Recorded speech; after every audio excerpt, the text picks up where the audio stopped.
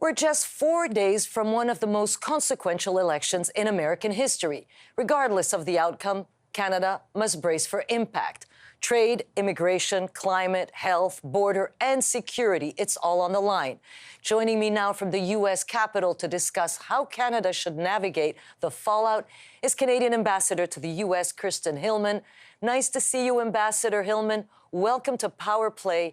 Now, we know that Washington, D.C., and cities across the U.S. are actually bracing for election night. Stores are being boarded, office buildings as well, increased private security at office and government buildings. How is the Canadian Embassy preparing? And, you know, are you thinking of increased security? What are you doing to stay safe? Well, first of all, hi, Joyce. Thank you very much for having me. It's really nice to be able to be with you this afternoon. Look, we're watching carefully what's happening here in the United States in terms of election preparations from a policy perspective and from a community perspective. And we'll be prepared for whatever happens. I think that these elections do happen every 4 years, and there are systems in place to make sure that people are safe. So we're confident that we're going to have all of the safety and security that we need. I know this happens every 4 years, but are you preparing for a worst-case scenario? I mean, there are protests, there'll be possible violence, especially if Donald Trump contests the results. I mean, Walmart is removing all firearms from its stores so they don't get into the hands of looters. So, you know, with that in mind, the Canadian Embassy is in a pretty strategic spot in Washington, D.C. What are you doing to prepare for that in concrete terms? Right, in concrete terms. I mean, in concrete terms, we are, as you say, we are right here. As you can see behind me, we're right here by Capitol Hill. There are demonstrations, and there are people in the streets outside of our embassy on a fairly regular basis on all sorts of issues. And you know, throughout my tenure here for the past number of years, we've had all sorts of different kinds of things happen right here on our doorstep. And so we have protocols in place to make sure that everybody is safe and secure.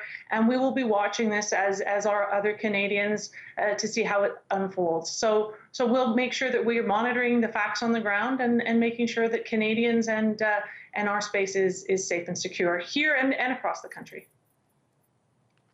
So let me go to policies here. Now, we've seen and lived Donald Trump's protectionist policies.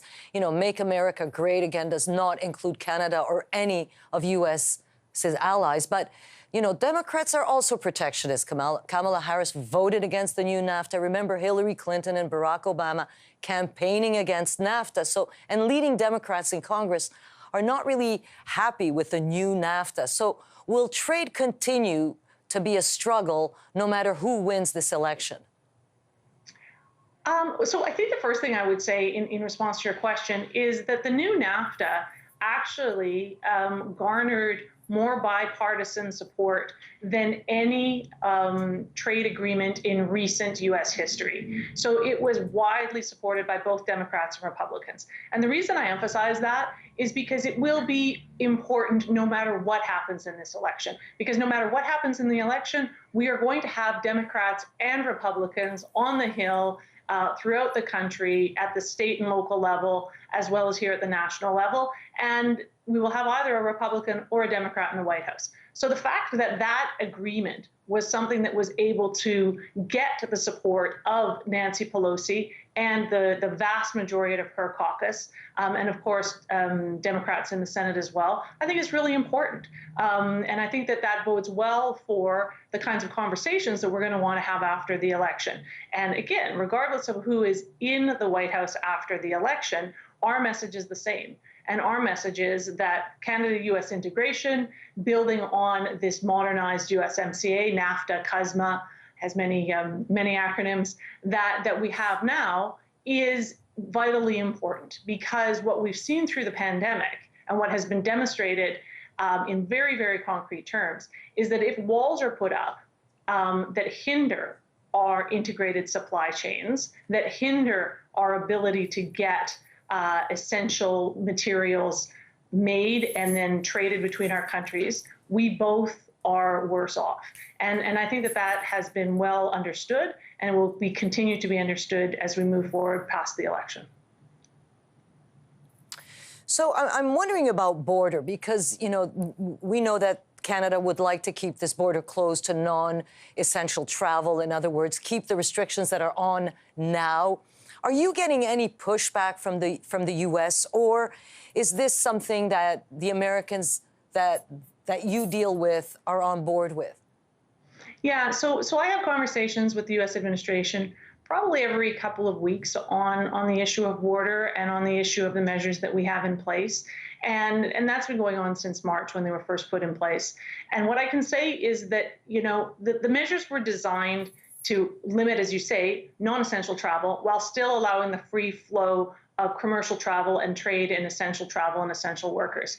And when measured against that policy objective, which is the objective by which they were created, we're both satisfied. The U.S. is satisfied. They feel that it's doing what it was designed to do. The figures bear that out. We have about an 85% reduction in traffic across the border, but in terms of commercial trade, it hasn't slowed down from this time last year. In fact, depending on the week you look at, sometimes it's above levels of last year at this time. So we both recognize, both the Canada and U.S., that the measure is doing what it was designed to do. Doesn't mean that it isn't creating hardship for communities, for families, for people, but it's doing what it's designed to do. And so there isn't a lot of pressure right now to make changes. We're both working really hard on managing the virus, and ultimately, Canada will decide what to do with respect to our border measures based on the advice of experts, guided by science, and with the best interests of Canadian health in mind, because that's our number one objective. So do you see this continuing into the new year, these restrictions at the border?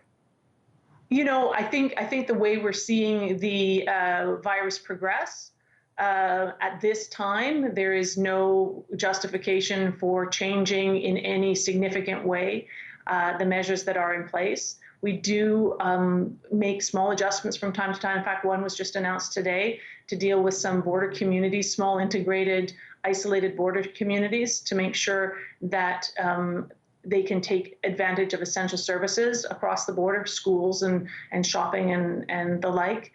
And that's the way we're approaching it. We're looking at, is there really anything on the ground from a health and safety perspective that justifies a large change in posture? And right now, we're not seeing that.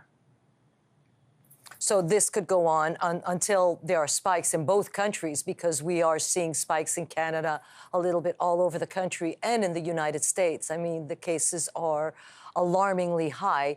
This can last for several more months, basically, is what I'm hearing you say.